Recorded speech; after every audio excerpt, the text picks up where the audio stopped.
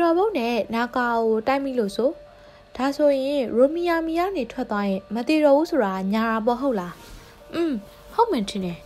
ဒါဆိုရင်ငါတို့မှာသွားစရာနေရာမရှိတော့ဘူးပေါ့ငါတို့ဘာလုပ်ကြမလဲ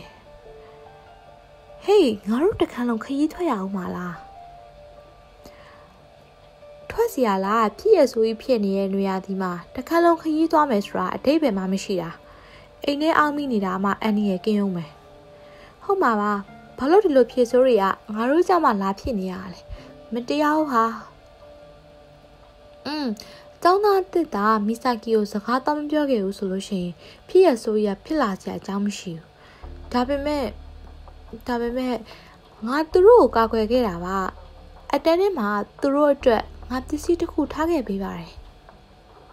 နင်တို့တွေခူးဆိုင်ကြအောင်နော်ဟုတ်အာကာစဝါကမီဆာကီကိုမကြည့်နဲ့တစ်ချက်လက်ကြည့်ပြီးတော့ထွက်လာခဲ့တယ်အဲ့ဒီကနာကာအိုကဘလို့အခြေအနေရှိနေခဲ့တာလဲသူကားမှုပြီးတော့အတော်အန်နေခဲ့တာတခြားတော့ဘာဖြစ်သေးလဲသူရေကူးတာဖြောင်းဖြောင်းမကူးနိုင်ခဲ့ဘူးကြည့်ရတာအဲ့လိုဖြစ်ခဲ့တာထင်တယ်ဆရာဘာကိုပြောချင်တာလဲရဲဌာနကစုံတော့အိုဘာကိုဘာတွေဖြစ်ခဲ့လဲဆိုတာကိုငါမေးခဲ့တယ်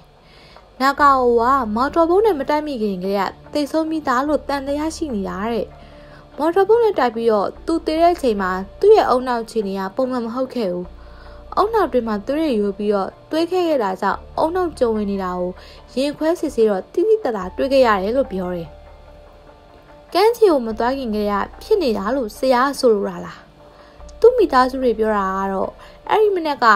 လေကားပေါ်ကပြုတ်ကျတဲ့အတန်ကိုကြားခဲ့ရတယ်တဲ့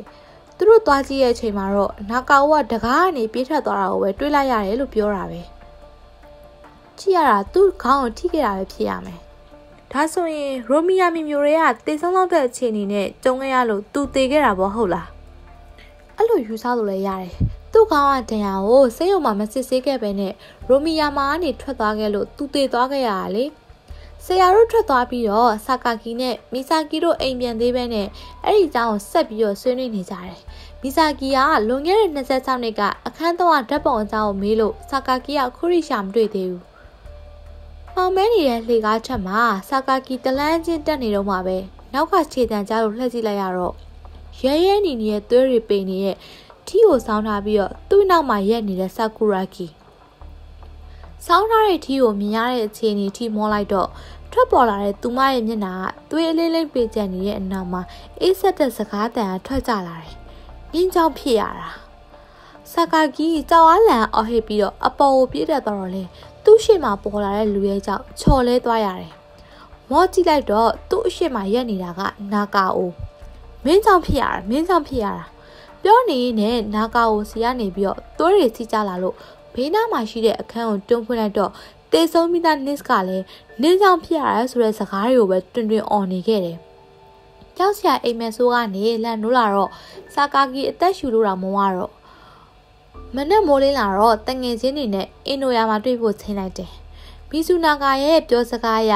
ကျောင်းဆောင်ဟောင်းရဲ့အခန်း3မှာတခုခုဖွက်ထားခဲ့ကြောင်းသိရပေမဲ့ဘယ်နေရာမှာဖွက်ထားခဲ့တယ်ဘာပစ္စည်းလဲဆိုတာတော့သူတို့မသိရသေးပါဘူး။အခြားသူတွေကအတန်းရကျန်တဲ့သူတွေကိုဒီအကြောင်းသတင်းပေးဖို့လုပ်ခဲ့ပေမဲ့လည်းဆာကာကီကအဲ့ဒီအကြောင်းလက်မခံခဲ့ဘူး။တေဆုံးမှုတွေကသူ့ပယောကမကင်းဘူးဆိုပြီးတော့စိတ်သက်ကြနေတာကြောင့်လည်းပါတယ်။အဲ့ဒါကြောင့်အာကာစဝအပါဝင်အတန်းရလူတွေကိုသူတို့အဲ့ဒီပစ္စည်းကိုရှာတွေ့ပြီးမှအသိပေးဖို့ပြောလိုက်တယ်။သူတို့3ယောက်တိုင်ပင်ပြီးတော့ပစ္စည်းရှာဖို့အတွက်ကျောင်းဆောင်ဟောင်းရဲ့အနုပညာသင်မှာတွေ့နေကြအခန်းမှာမနက်ဖြန်ညနေ3နာရီတွေ့ဖို့အတွက်ထိန်းဆိုလိုက်ကြတယ်။ကိုကြီးနဲ့တရှိတို့ပါလား။မင်းတို့တွေကျောင်းကိုဘာလာလုပ်ကြတာလဲ။အစီအစဉ်တိုင်းကျောင်းဆောင်ဟောင်းကိုအလားအတန်းဖော်ကောင်မလေးတွေကတွေ့သွားပြီးတော့သူတို့ကိုလာနှုတ်ဆက်ကြတယ်။သူတို့ကြောင့်စာကြည့်တိုင်မှုဆရာချီပီကီကပြဆက်အသင်းရဲ့အကြံပေးဖြစ်ကြောင်းသိလိုက်ရတယ်။သူတို့အတင်းမေးလာတာကြောင့်ရှောင်လဲလို့မရတဲ့ဆုံးဖြစ်ရဆိုးရရက်ပေးနိုင်မဲ့တဲလွန်စားကလာချတာဖြစ်ကြောင်းပြောပြလိုက်ရတယ်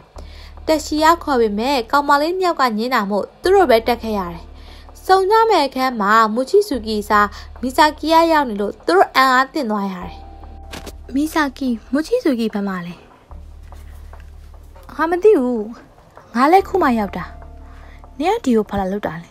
။ဘာမှလုပ်စရာမရှိတော့အိမ်မှာလည်းမနေချင်တာနဲ့ဒီကိုလာပြီးပုံလာဆွဲတာလေ။နင်တို့ကရောဘာလာလုပ်တာလဲ။မူချီဆူကီရောလာမှာလား နင်တို့3ယောက်ကဒီကိုဘာကိစ္စရှိလို့လာတာလဲအဲ့ဒီအချိန်မှာမူချီဆူကီကအမောတကောရောက်လာတယ်မီဆာကီရဲ့အမေကိုတယောက်မှမဖြေဘဲနဲ့တယောက်နဲ့တယောက်ဗော်လီဘောပုတ်နေကြတယ်စိုးရင်လို့ပကြီးဆွဲတဲ့အခန်းမှာပဲနေခဲ့ဖို့ပြောပေမဲ့မီဆာကီကလက်မခံတဲ့ပြင်သူကတော့ဥဆောင်ပြီးတော့တက်သွားတယ်အခန်း3ရှိခဲ့တာဘယ်အခန်းလဲအလဲကောင်ခန်းဖြစ်ဖို့များတယ်အခန်းက9ခန်းရှိရဆိုတော့လေဖုံလိမ့်လိမ့်တက်နေတဲ့စာတင်ကုန်တွေ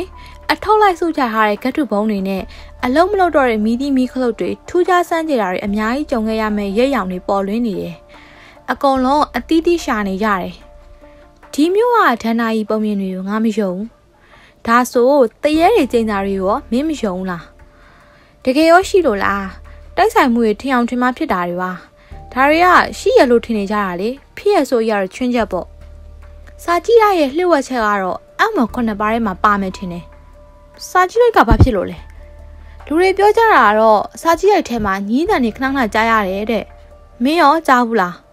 ငါကြားဘူးလားတော့မော်ကွန်းတိုက်ဟောင်းတဲ့မြေအောက်ခန်းထဲမှာအများပြည်သူကိုချပြလို့မရတဲ့လျှို့ဝှက်စာတွေရှိရလို့ဆိုပြီးတော့ဟိုးရင်တော့အဲ့ဒီစာကြည့်ရိုက်မှုတယောက်ကအဲ့ဒါတွေကိုစောင့်ရှောက်မယ်ဆိုပြီးတော့အထက်ကနေပြီးတော့အသေးပိတ်ဖူးခဲ့တယ်လေ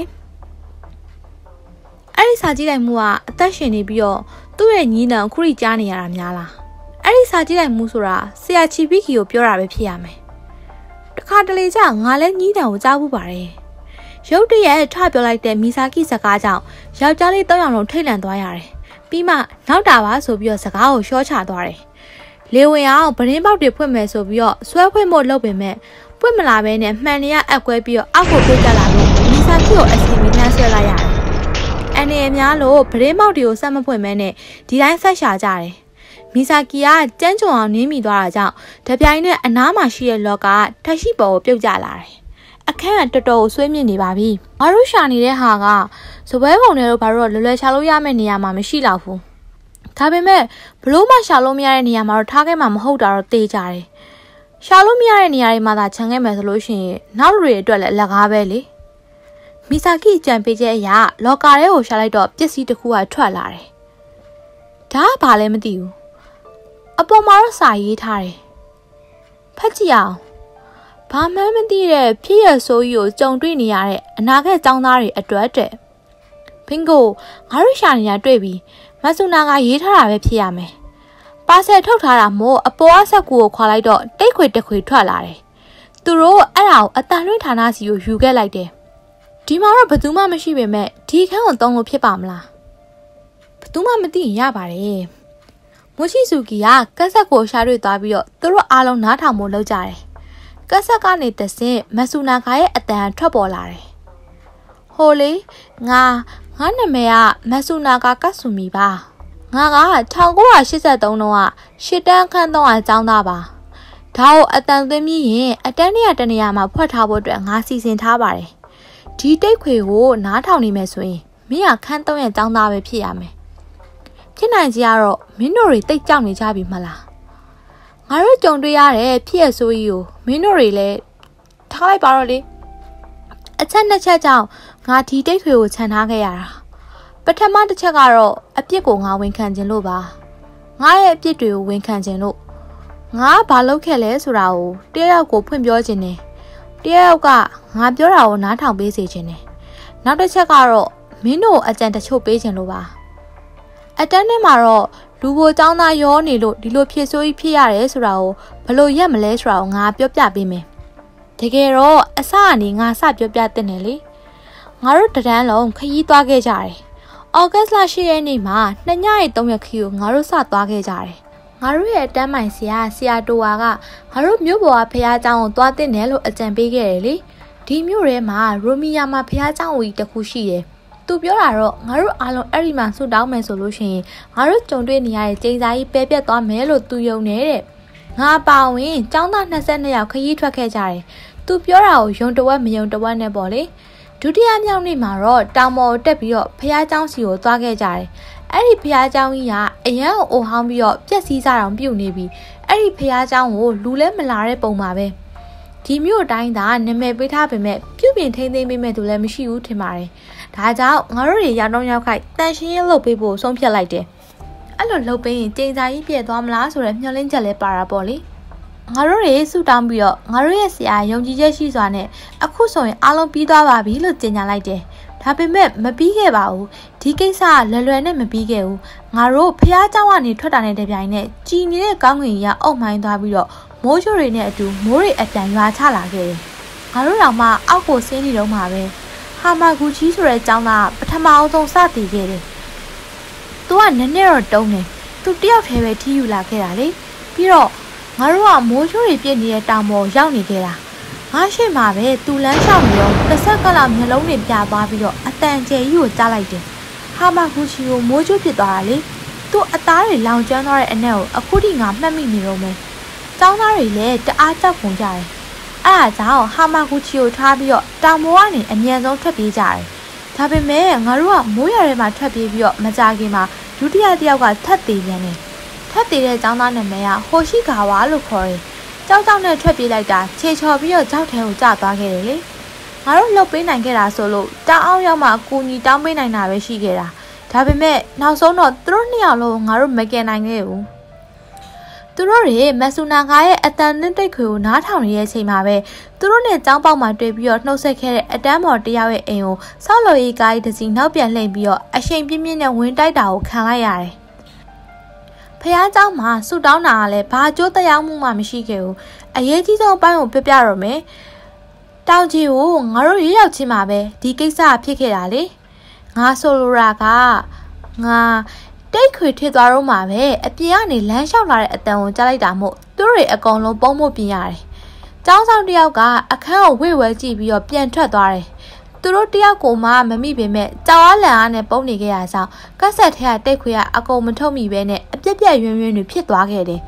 အခုထိသူတို့တွေအရေးကြီးဆုံးပိုင်းကိုနားမထောင်လိုက်ရသေးဘူးတိတ်ခွေကိုပြန်ပြင်မှုအားလုံးဆုံးဖြတ်လိုက်တယ်